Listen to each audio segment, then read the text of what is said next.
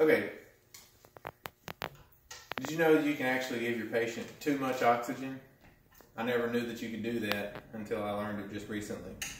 So what I want to talk to you today is how to prevent hyperoxia. You can actually cause damage to your patients by giving them too much oxygen. More than enough is too much. I regularly use ventilators and high-flow oxygen devices at work, on the helicopter and in hospitals all across this region. And so today I'm going to talk to you about the definition of hyperoxia, the causes of hyperoxia, and what you can do to prevent hyperoxia. So starting with the definition, hyperoxia is just giving too much oxygen. It can be too high of an oxygen concentration on your ventilator, or it could be too high of oxygen percentage in your high-flow oxygen devices. And when you expose the patient at those high amounts of oxygen for an extended period of time, that's when hyperoxia sets in. It can actually lead to oxygen toxicity, which is a toxic amount of oxygen in the body.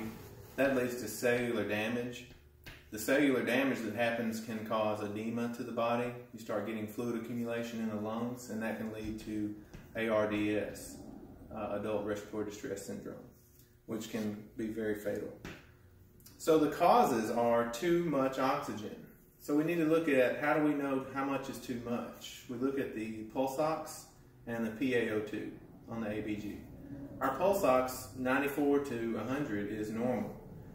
Our ABGs, 80 to 100 is normal. We check pulse oxes on our patients when we give them oxygen therapy all the time, but it's easy to get above 100%, but it won't show on the monitor. For instance, my SAT right now, I'm a healthy individual, would be about 97 or 98% on room air. If you put a small device of oxygen on me, like a nasal cannula, it's going to go up to 100%. Pretty easy.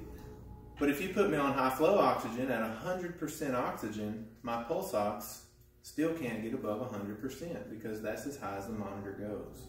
So then we check an ABG and we see the PaO2, instead of being 80 to 100, it's more like 200 or 300 or more, and those are toxic levels.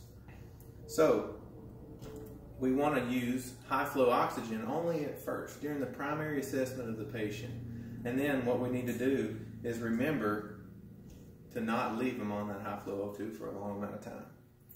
So to prevent it, as I said earlier, we would start out with 100% oxygen, but what we're going to do is we're going to start weaning them off that oxygen. We're going to decrease the FiO2 to maintain a SAT between 94 and 99%.